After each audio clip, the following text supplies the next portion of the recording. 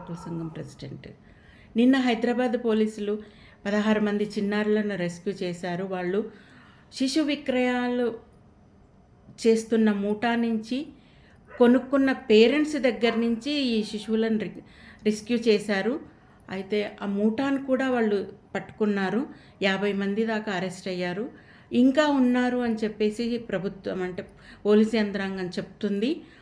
ఈ విధంగా అంటే శిశు విక్రయం చేయడం ఎంత నేరము, కొనుక్కోవడం కూడా అంతే నేరము. తప్పు. లీగల్గా ప్రభుత్వము దత్తత కార్యక్రమం ఆన్లైన్ ద్వారా చేసుకోవాలని చెప్పి ప్రభుత్వం చెప్తున్నప్పుడు ఇల్లీగల్గా కొనుక్కోకూడదు. దత్తత ప్రభుత్వం ద్వారా తీసుకుంటే పిల్లలను పెంచుకోవచ్చు.